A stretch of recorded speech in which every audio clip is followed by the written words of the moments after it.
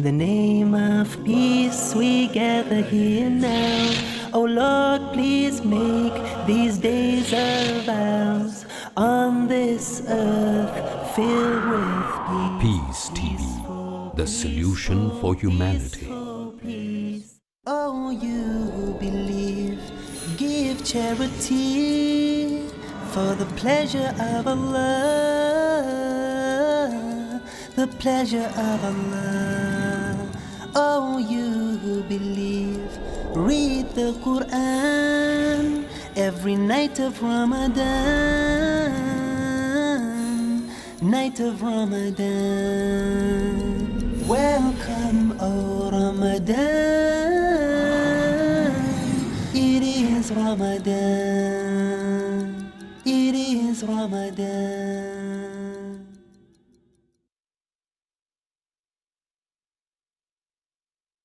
Dear brothers and sisters in Islam and humanity, Assalamu alaikum wa rahmatullahi wa barakatuh.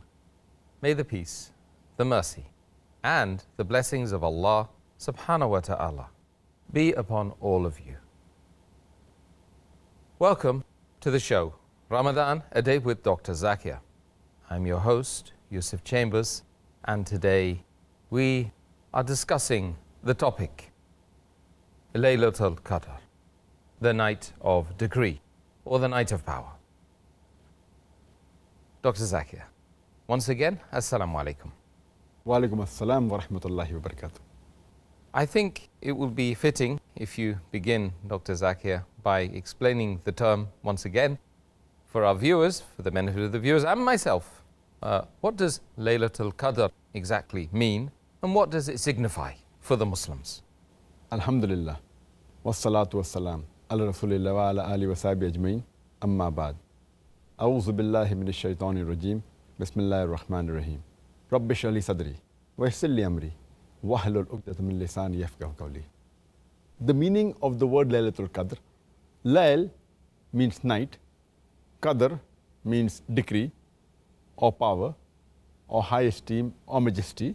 So Laylatul Qadr means night of power or night of decree or night of majesty or night of high esteem. And as far as the virtues of Laylatul Qadr is concerned, it is one of the best nights in the month of Ramadan. Rather, it is the best night in the full year. And this was the night in which the Quran was revealed. And Allah subhanahu wa ta'ala says in the Quran, in Surah Qadr, chapter number 97, verse number 1 to 5. Inna anzalnahu fi laylatil qadr. Wama adraka ma laylatul qadr. Laylatul qadr khairum min alfi shahr. Tanazzalul malaikatu wa ruhu fiha bi izni rabbihim min kulli amr. Salamun hiya hatta matla'il fajr.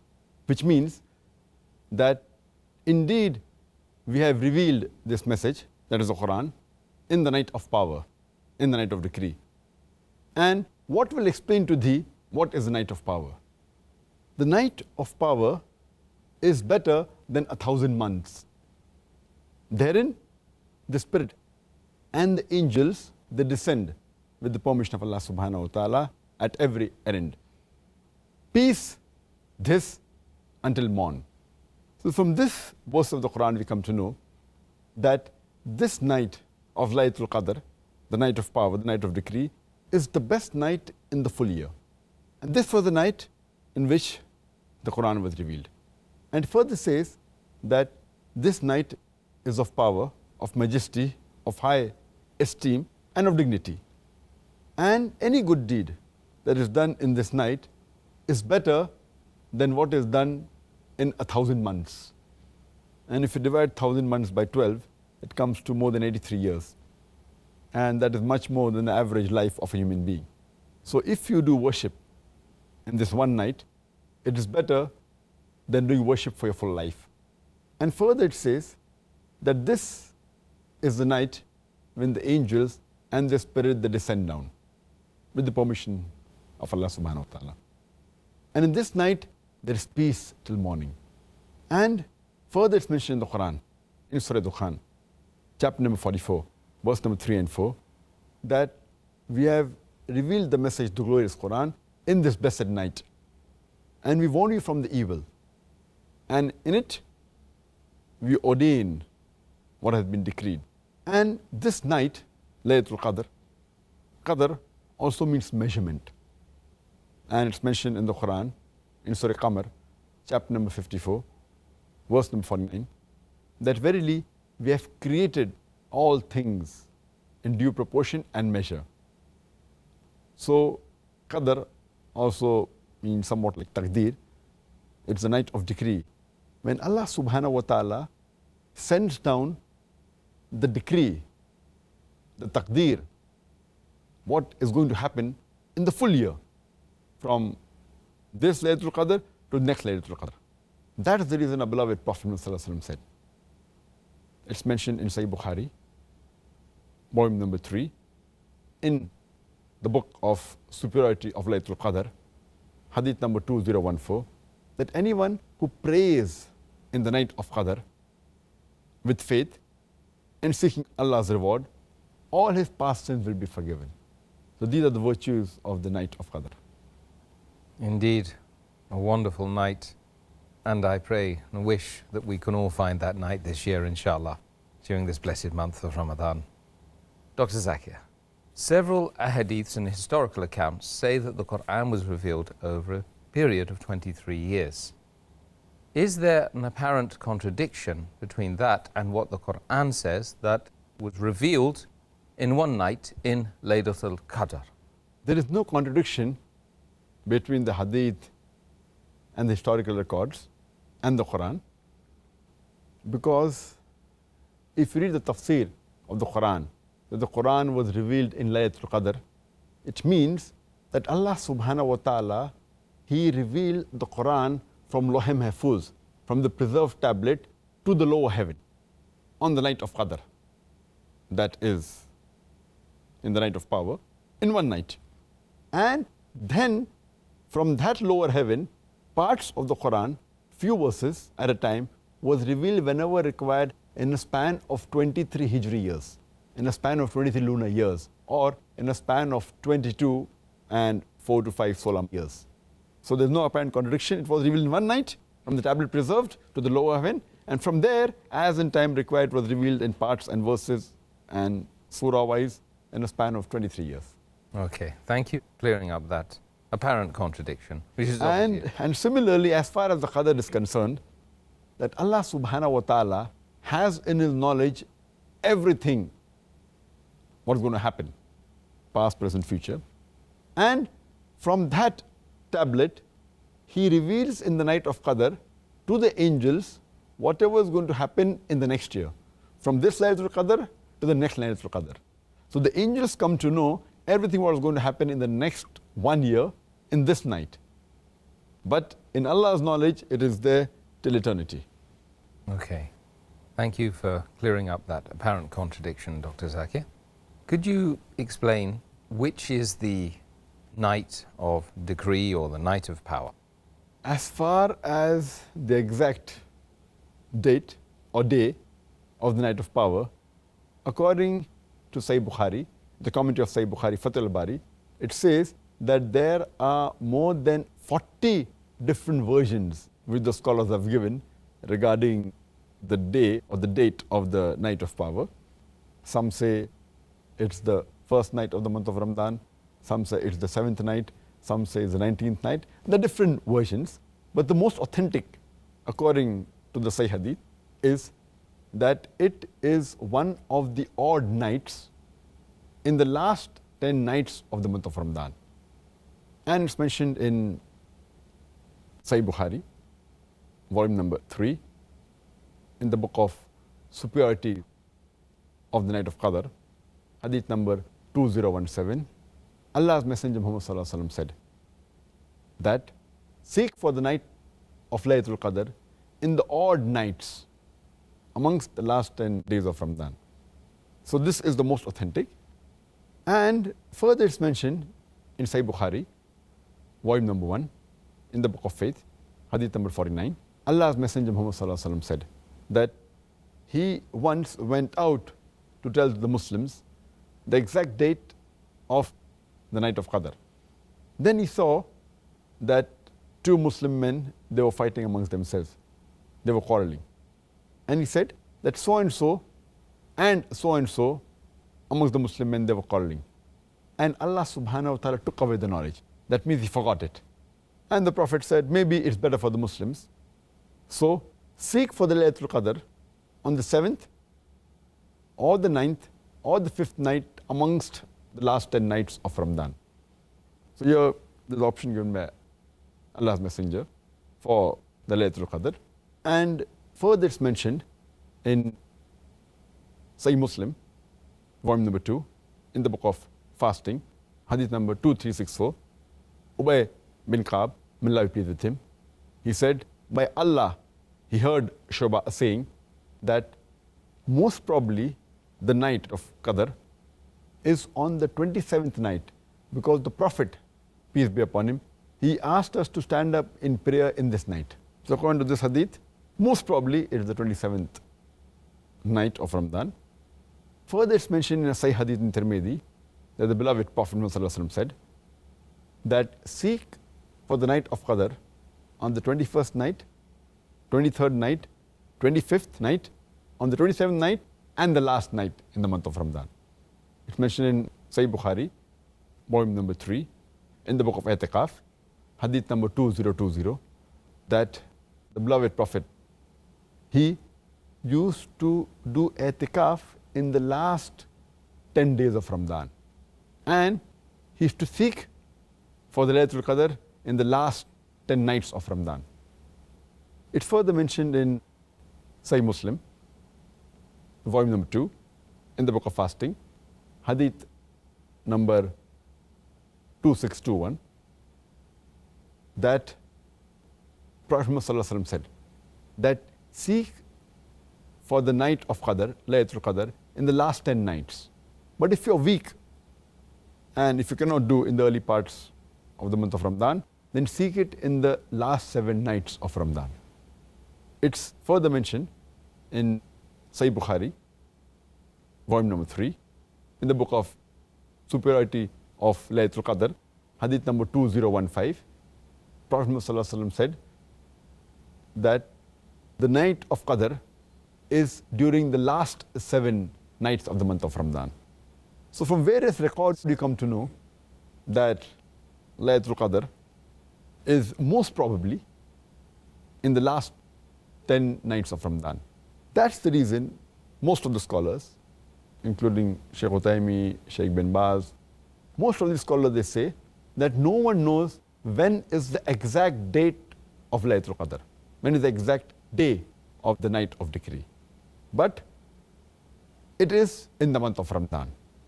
And most probably in the last 10 nights of the month of Ramadan. And most probably in the odd nights of the last 10 nights of the month of Ramadan. Most probably on the 27th night. But no one can pinpoint the exact date. But surely, inshallah, it's in the last 10 nights of Ramadan, most probably in the odd nights in the last 10 nights of Ramadan. This is what the most of the scholars say. Well, may we find that night, inshallah. Dr. Zakir, what was the wisdom, do you feel, that behind the concealment of the exact night of Laylatul Qadr? The reason that one can think of that why Allah subhanahu wa ta'ala concealed the exact date or day of the night of Laylatul Qadr, the first that we can think of is because Allah subhanahu wa ta'ala wants us to double our effort so that we can pray more, we can worship Him more. That's the main reason. If the exact date was known, then we would have only done on that day. Number 2, and the reason Allah subhanahu wa ta'ala concealed is because so that He can make out who are the serious believers and the non-serious believers. A serious believer will really see to it that he does not miss the Laylatul Qadr, and he will try and worship on last 10 nights of Ramadan. And furthermore, he would even try to seek and stay awake late in the night till early parts of dawn. So differentiate between the serious and the non-serious believer. Furthermore, Allah subhanahu wa ta'ala in this manner conceals many things. For example, Allah subhanahu wa ta'ala says that the prayer, the dua, the supplication done on Friday will be accepted, but does not tell the exact time. So a person does more supplication throughout the day of Friday. Further, it's mentioned in Sahih Bukhari, volume number 3, hadith number 2736. Beloved Prophet Muhammad said that Allah has 99 names, 100 minus 1. And whoever knows these names, he will enter paradise. But Allah subhanahu wa ta'ala and the Prophet did not mention these exact 99 names, so that we mention as many names of Allah subhanahu wa ta'ala as possible and try and memorize them, and did not reveal which is the greatest name of Allah subhanahu wa ta'ala, so that we mention all the names of Allah subhanahu wa ta'ala. Further, Allah subhanahu wa ta'ala has not mentioned the names of all the awliyas, the friends of Allah subhanahu wa ta'ala. He has mentioned many in the Quran and the Hadith, but not all of them, so that we respect all the believers of the past. Furthermore, Allah subhanahu wa ta'ala has not told us which day will we die. If we had known that we are going to die after maybe 50 years, so we said, let's enjoy life now. 50 years is left and maybe I'll repent in the last few years. We don't know when we are going to die, so we should be prepared that if we die now, our account should be in the positive, and try and be prepared for the day of judgment. So we don't know when you're going to die. So person is always doing good deeds, maximum as far as possible. And furthermore, Allah also hasn't revealed when is the hour, when is the day of judgment. As Allah says in Surah Luqman, chapter number 31, verse number 34, that no one knows the hour, when will it come.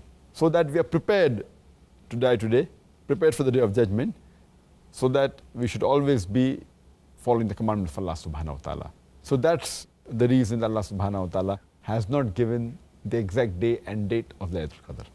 Okay. Well, Doctor, that's very good.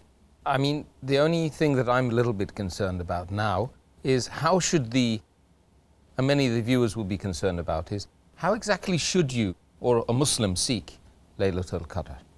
There are guidelines given in the Hadith how you should seek for Laylatul Qadr. It's mentioned in Sunan Abu Dawud, volume number 1, in the book of Salah, Hadith number 1370. Abu Dhar, may Allah be pleased with him, he said that we used to fast along with the Messenger of Allah, and he never woke us up for prayer in the night except on the 7 last remaining nights, where we prayed till 1/3 of the night, and on the 6th remaining night he did not wake us up, and again on the 5th remaining night he woke us up and we prayed till half the night. And when the Prophet was about to go, he asked that, why don't you pray with us the full night till morning? So the Prophet said that anyone who prays till the Imam prays, it is as though he has prayed for the full night. And further, it's mentioned in Sahih Bukhari, volume number 3, in the book of superiority of seeking Laylatul Qadr, hadith number 2014, that anyone who prays in the night of Laylatul Qadr with sincere faith and seeking Allah's reward, all his past sins will be forgiven.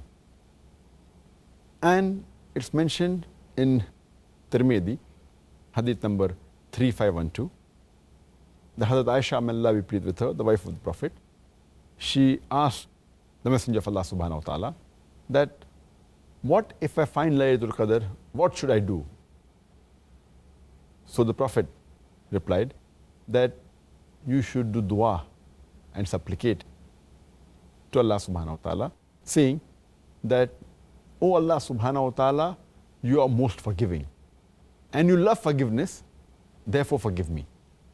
And it's mentioned in Sahih Bukhari, volume number 3, in the book of fasting, hadith number 2024, that the beloved Prophet Muhammad, during the last 10 days of Ramadan, he used to tighten his waist belt. That means to work harder and abstain from relationship with the wife.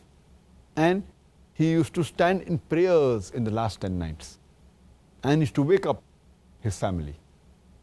It's further mentioned in Sahih Muslim, volume number 2, in the book of fasting, hadith number 2644, that Prophet Muhammad, peace be upon him, in the last 10 nights of Ramadan, he used to exert himself more. And worship Allah subhanahu wa ta'ala more, pray more and do dhikr more in the last 10 nights. So this is the way how a Muslim should seek Laylatul Qadr. Are there any signs of Laylatul Qadr mentioned in the Hadith or the Quran?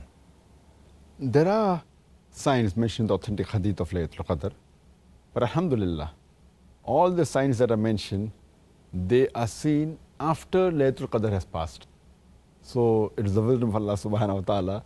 He does not want us to know exactly, because if we had known, then we have seen the sign and then prayed and done worship, and the other nights we would have just, been a bit relaxed and not worship Allah subhanahu wa ta'ala. This hadith mentioned in Sahih Muslim that the following of Laylatul Qadr, the next day, the sun will be without rays and it will appear like a dish until it rises high.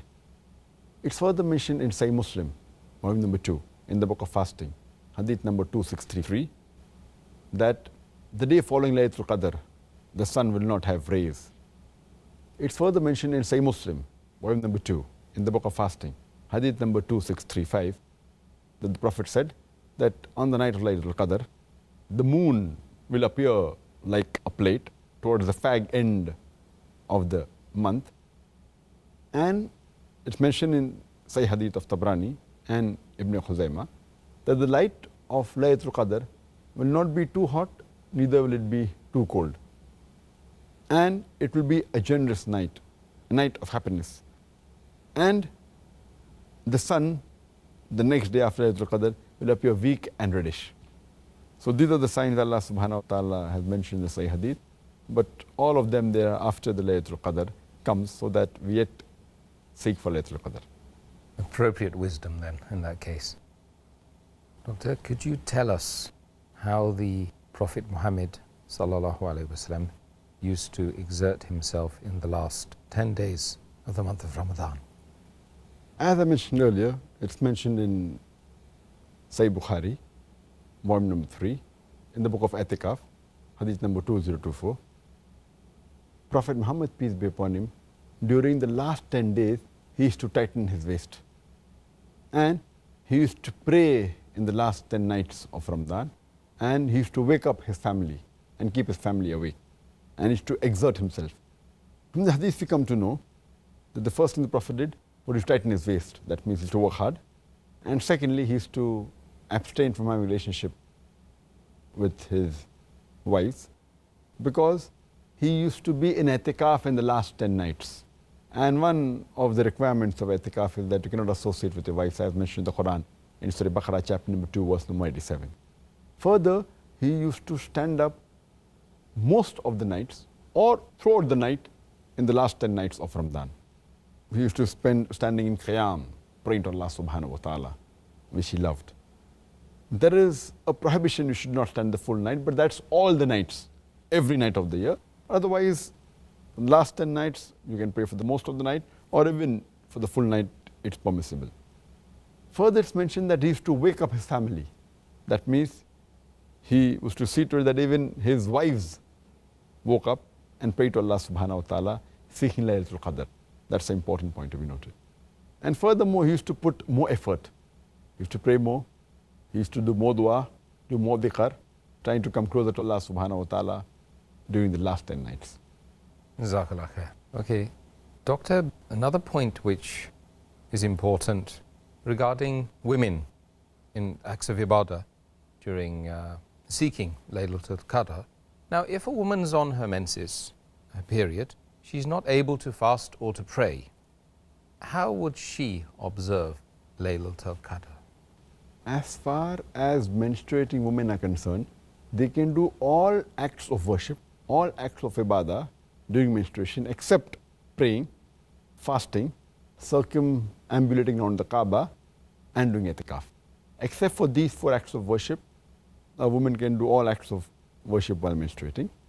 The things that a woman can do in the last 10 nights if she's menstruating is that surely she can do dua, she can do supplication.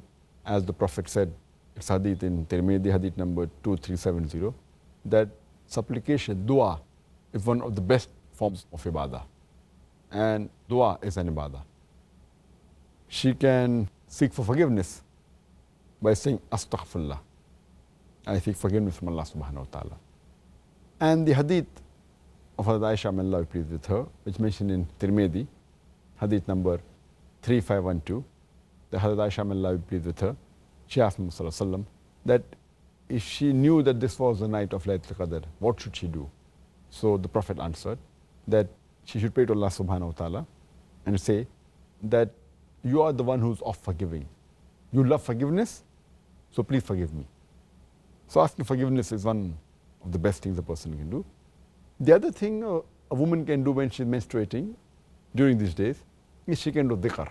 For example, she can read Subhanallah walhamdulillah wa la ilaha illallah wallahu akbar, which means glory be to Allah, praise be to Allah, there is no God worthy of worship except Allah, and Allah is the greatest. She can read Subhanallah bihamdi, meaning glory be to Allah and praise be to Allah. She can read Subhan Allah wal Azim, that praise be to Allah, Allah is the greatest. So one is doing dhikr. As much as dhikr they do, it's better for them.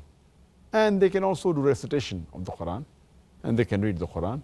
So all these other acts of worship will get them closer to Allah subhanahu wa ta'ala during these nights. Jazakallah khair. And I'd like to now put to you some of the viewers' questions on the topic.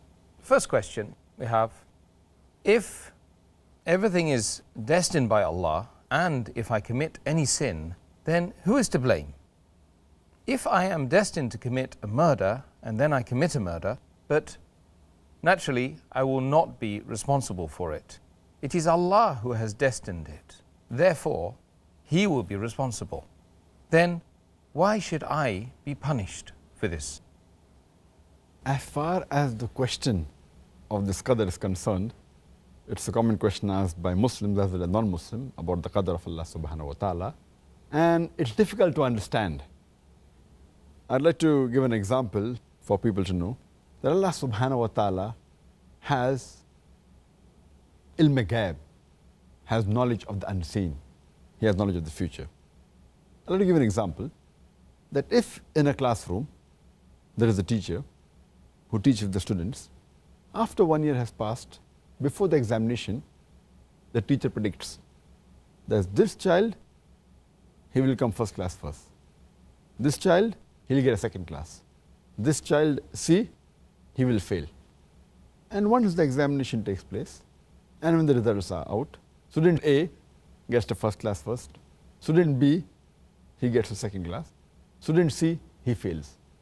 Now the question I would like to ask is that just because the teacher predicted that the student C would fail, can the student C blame the teacher saying that because the teacher predicted that I will fail, I have failed? But natural answer is no. The teacher predicted the student A will get a first class first because he knew that the student was studious and he was intelligent. Student B, he was an average student. Student C, he used to play hooky. He used to bunk school. He never used to study, never used to do the homework. So based on that, the teacher predicted that student C would fail. But student C cannot blame the teacher because the teacher predicted I will fail, therefore I failed. The student himself is responsible. Similarly, Allah subhanahu wa ta'ala has ilm ghaib. For example, when a human being comes at a crossroad, there are 5 roads from which he can choose. Road 1, 2, 3, 4, 5. He has the free will, he can choose any. He chooses road 3. And that's already mentioned in the destiny that he will choose road 3.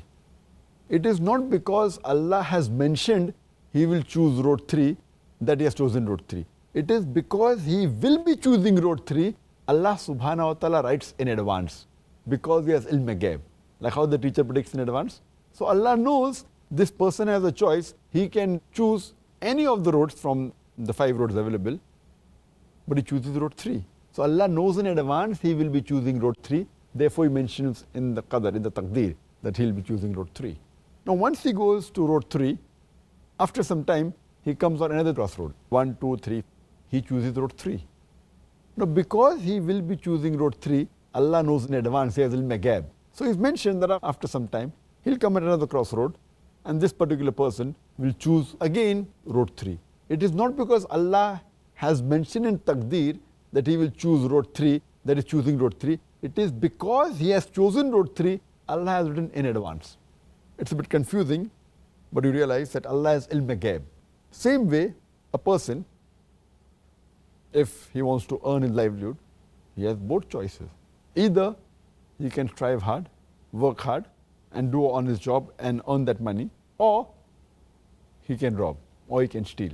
The choice is this person prefers to steal. Now Allah knows in advance that at the age of 25, he has the option of working hard and earning honest living, or stealing. But this person steals. So Allah knows in advance he will be stealing, therefore Allah has written the Taqdeer he will steal. It is not because Allah has written that he has stolen, it is because he will be stealing, Allah has written in advance. So similarly, if a person commits murder, it's his choice. He can either not commit murder, or he can commit murder. Choice is his. And he commits murder. Who's to blame? He's to blame. So here we realize that Allah is ilm ghaib. So that's the reason there's a saying in Urdu, there's a very good couplet by Allama Iqbal, which says, खुद ही को कर इतना बुलंद कि हर तकदीर के पहले खुदा अपने बंदे से खुद पूछे बता तेरी रज़ा क्या है. Which means that make yourself so great that before Allah writes the destiny, He will ask you that what is your wish. Thank you for that wisdom and offering that as an answer to that particular viewer and many other viewers that probably needed to know that as well. Question 2. How correct is the phrase which some people say in their dua, "O Allah, I do not ask you to change your decree, but I do ask you to help when it comes to pass"? I'm aware that many Muslims ask this dua, but this is not the right way to ask Allah subhanahu wa ta'ala. Because Allah has told us that we can ask Allah subhanahu wa ta'ala anything. We can ask for forgiveness, we can ask for the good things. We can even ask Him to, even if it's mentioned something in our decree that something wrong is going to happen, something bad is going to happen, we can ask Him for good. So it's wrong to say that we cannot ask you to change your decree, but please help us. Further, it's mentioned in the Quran, in Surah Falaq, chapter number 113, where it says that قُلْ أَعُوذُ بِرَبِّ الْفَلَقِ, that say, we seek refuge with the Lord of Dawn from the mischief which has been created. So we are asking Allah subhanahu wa ta'ala for protection, for refuge. It's mentioned in Sahih Bukhari, volume number 9, in the book of Qadr, hadith number 6616, that the Prophet said that take refuge with Allah subhanahu wa ta'ala from the severity in the calamities, from the evil end and the bad fate, and from the malicious joy of the enemy.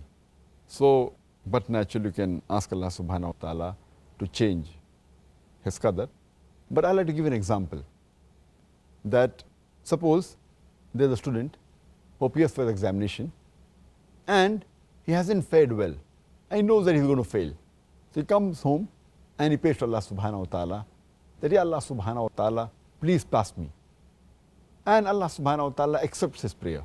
So in the qadr, it was mentioned that this particular student, he was going to fail. He comes home and he prays to Allah subhanahu wa ta'ala. Allah subhanahu wa ta'ala even knows whether the person is going to pray to him or not. And Allah even knows whether he's going to accept his prayer or not. So in the original qadr, it was mentioned he's going to fail the examination. Allah also knows in advance that he'll come and pray and ask Allah to pass, so that he pass him the examination. Allah even knows that he's going to accept his prayer and pass him the examination. So actually the qadr is perfect, it doesn't change. But the previous qadr, which was there that he's going to fail, is there. So when you pray, the previous qadr gets changed. But Allah also has ilm ghaib, that whether you're going to pray or not. So therefore always you should pray to Allah subhanahu wa ta'ala and ask for His forgiveness and ask for help. So it's also mentioned in the qadr that he's going to pray and Allah will accept his prayer and he'll pass. Okay, that's good. That's very good. There's hope for us all, in other words. Next question. What exactly is the meaning of belief in Al-Qadr? As far as belief in Qadar is concerned, it is one of the pillars of Iman, believing in Qadar. And there are 4 points that are to be noted in the belief of Qadar. Number 1, that Allah knows everything. Allah has knowledge of everything, the past, the present, and the future. He has knowledge of things which are general as well as specific. He has knowledge from eternity to eternity. So Allah is the one who knows everything. He has ilm al-ghaib. Point number 2, Allah subhanahu wa ta'ala has written this in the Lawh Mahfuz, in a tablet preserved. And both these points of belief of Qadar is mentioned in Surah Hajj, chapter number 22, verse number 70, that knowest not thou that Allah subhanahu wa ta'ala knows everything in the heavens and the earth, and indeed it is kept in His record, and for Allah it is easy. That means, number 1, that Allah knows everything, and number 2, it's kept in His record. It's mentioned in Surah Hajj, chapter 22, verse number 70. It's mentioned in Sahih Muslim, volume number 4, in the book of Qadar, hadith number 6416, that the Messenger of Allah said that Allah ordained the measure of the creation of the universe 50,000 years before the heavens and the earth were created. It's further mentioned in Sunan Abu Dawud, volume number 3, hadith number 4683, that Allah subhanahu wa ta'ala first created the pen and said to it, write. The pen replied, O Lord, what should I write? And Allah subhanahu wa ta'ala wrote the decree, the qadar, of all the things till the beginning of the hour, till the beginning of the day of judgment. These are the first 2 points. The third point of qadar is that everything happens with the will of Allah subhanahu wa ta'ala. Everything. As Allah says in the Quran, in Surah Qasas, chapter number 28, verse number 68, Allah subhanahu wa ta'ala creates and chooses as He wills. It's mentioned in Surah Ibrahim, chapter number 14, verse number 27, that Allah does whatever He wills. And it's also mentioned in Surah Buruj, chapter number 85, verse number 16, Allah is the doer of all He intends. So here we come to know that Allah subhanahu wa ta'ala, whatever He intends, He can do. Whatever He wants, He can do. And further, it's mentioned in Surah Imran, chapter number 3, verse number 6, that Allah subhanahu wa ta'ala shapes you in the womb as He pleases. It's mentioned in Surah Nisa, chapter number 4, verse number 90, that if Allah willed, He would have given power to them and they would have fought you.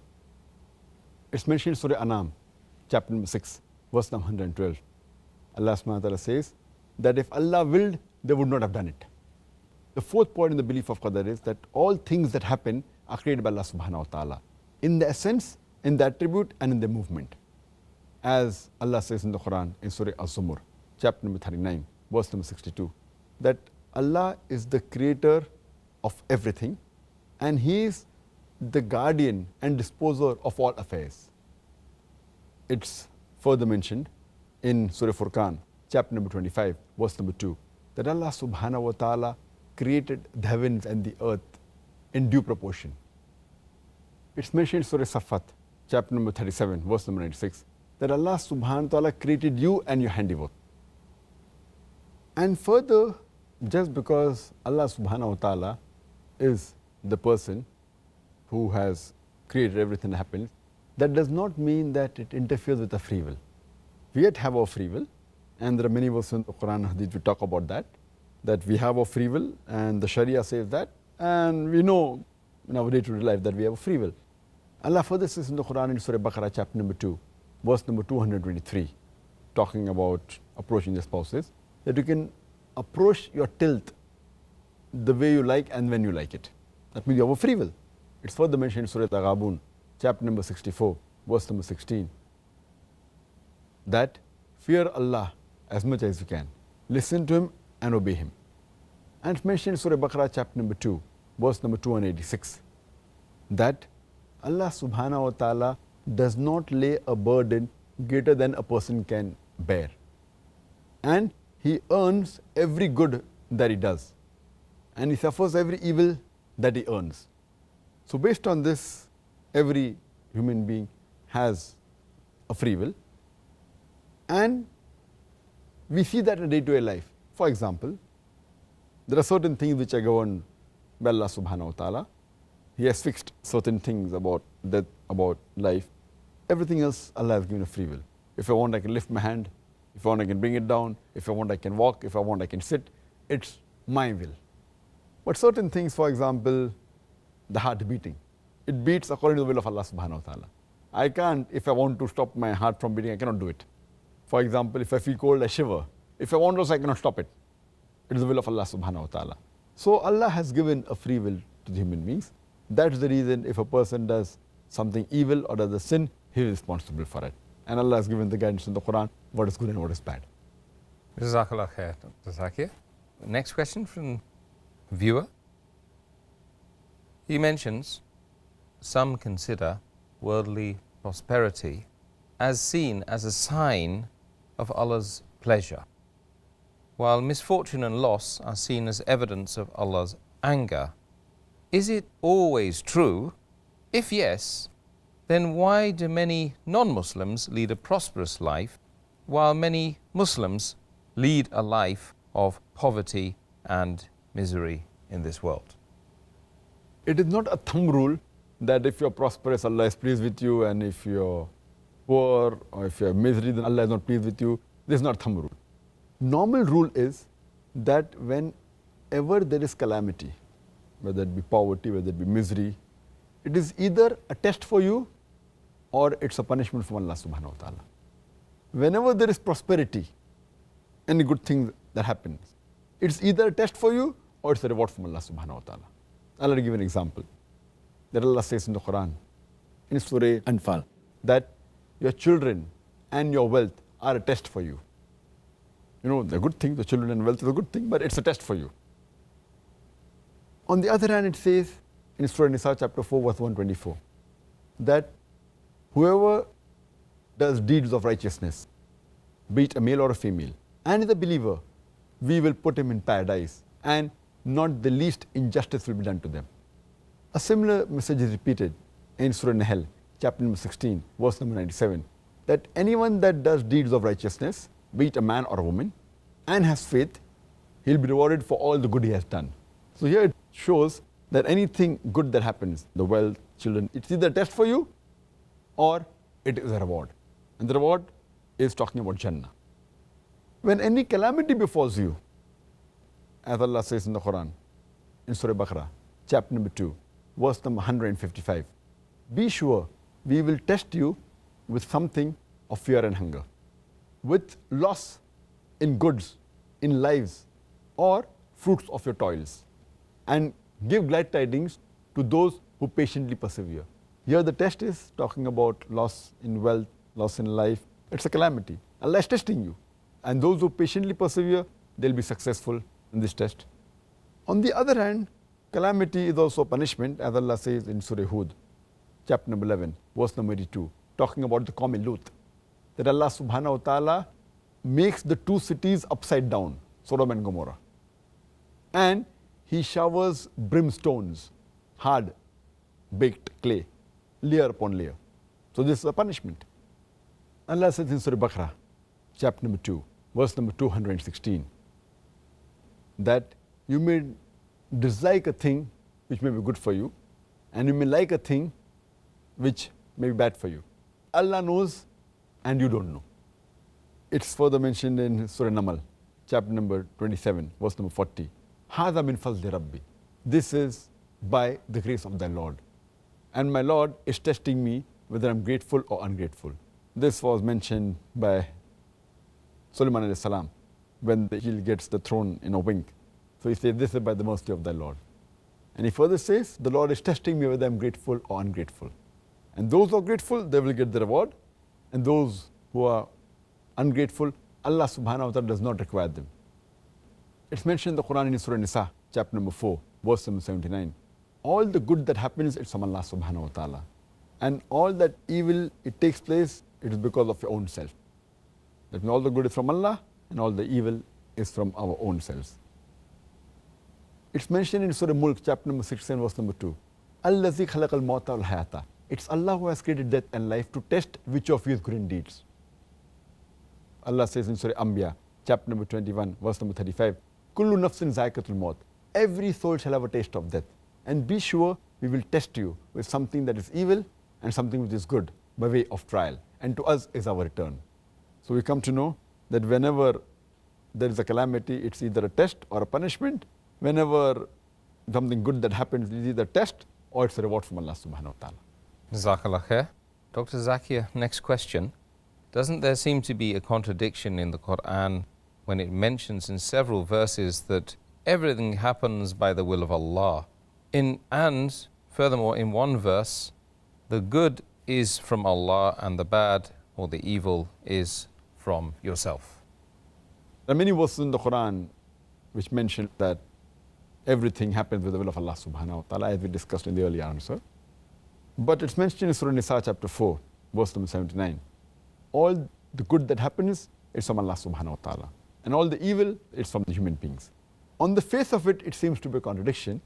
But if you realize the real meaning, there's no contradiction at all. For example, the electricity comes from the head power station. It's coming. The power is from the head station. And with that, you can use good things, you can use equipment, you can use machinery.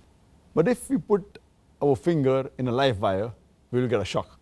So the power is from the headquarters, head electric station. But if you put a finger and do a thing which is not supposed to be done, then we get a shock. So the good is from the power station. But if the power is cut from the headquarters, I will not get a shock. But we cannot blame that because the power is coming from there, they are to blame for the shock. It is me who has put the finger in live wire. So I am to blame. But the power is coming from the head electric station. Let me give you another simpler example. That the father is head of the family. He earns and he spends on the family. So he is responsible for everything that is spent. But at the same time, he gives pocket money to his son. Now with the pocket money what the son receives, he gambles, he has alcohol. So who's to blame? The person to blame for doing this sin of gambling and having intoxication is the son. But the money is coming from the father. So it's happening with the money of the father, but who's to blame? The son. The same way, everything happens with the will of Allah subhanahu wa ta'ala, but if anything good takes place, it's because of Allah subhanahu wa ta'ala. Any bad, it is because of you. So I hope this example will make you understand that there is a correlation between both these verses. There's not a contradiction, but it's a clarification. Okay, thank you, Dr. Zakir. I'm sure that sorts that one out and the viewer will be suitably satisfied, inshallah. So Dr. Zakir, the last question that we're able to fit in today is, how should a Muslim respond to the calamities that he or she faces due to what is written in his or her destiny? As I mentioned earlier, whenever any calamity befalls any human being, it is either a test or it's a punishment. If it's a punishment, like it's mentioned in Surah Hud, chapter number 11, verse number 82, that Allah subhanahu wa ta'ala turned the two cities upside down of Qawm Lut and showered brimstone of heartbeat layer upon layer, that means it's a punishment. So if it's a punishment, then that person should seek forgiveness from Allah subhanahu wa ta'ala and he should repent. He should stop doing that evil act, stop doing that sin, should promise not to do it again. If he can reverse it, he should reverse it and seek for Allah's forgiveness.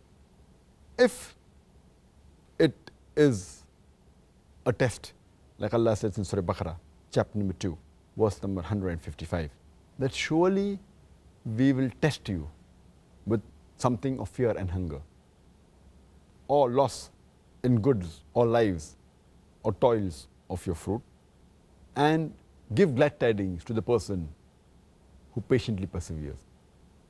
And further it's mentioned in Surah Baqarah, chapter 2, verse number 156, that they are the people who say, Inna lillahi wa inna ilahi wa rajiun, that from him we come and to him is our return. So this talks about the people that are believer. If anything calamity befalls, if he is at fault, look into himself. If he's done some sin, he should immediately repent and ask for forgiveness. If it is a test, then he should patiently persevere. And he should have sabr and say, Inna lillahi wa inna ilahi wa rajiun.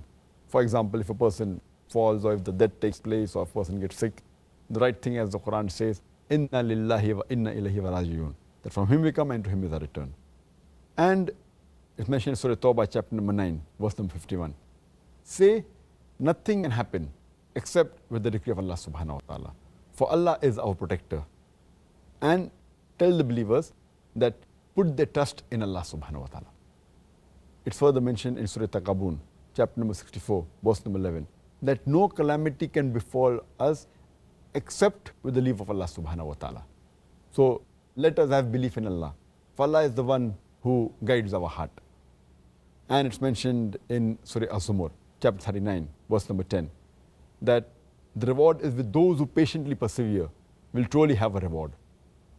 And it's mentioned in Surah Baqarah, chapter number 2, verse number 153. Ya ayyuhallazina amanu ista'inu bis-sabri was-salah. Inna Allaha ma'a sabrin. That, oh, you believe, seek Allah's help with patience, perseverance and prayer. For verily, Allah is with those who patiently persevere. So, a person should patiently persevere. And there's a hadith, it's mentioned in Sahih Muslim, volume number 4, hadith number 7138. The beloved Prophet Muhammad said, that strange are the ways of a believer. If anything good happens to him, he thanks Allah subhanahu wa ta'ala. And if any calamity befalls, he patiently perseveres. And yet, there's good for him in the hereafter. So whenever any calamity takes place, if he's at fault, he should rectify it. Otherwise, he should patiently persevere. For Allah says, seek help of Allah subhanahu wa ta'ala with patience, perseverance and prayer. For verily, Allah is with those who patiently persevere. Jazakallah khair. Once again, Dr. Zakir, we have come to the end of this show. Alhamdulillah, derived great benefit myself. I'm sure, again, the viewers once again have. Likewise, inshallah. And I pray that you, I, and they will benefit from all these wonderful answers you've given today. Jazakallah khair. So, brothers and sisters, I trust that you have benefited from the topic tonight.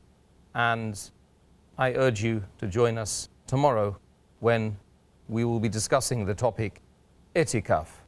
Assalamu alaikum wa rahmatullahi wa barakatuh. حافظين ذاكرين قانتين خاشعين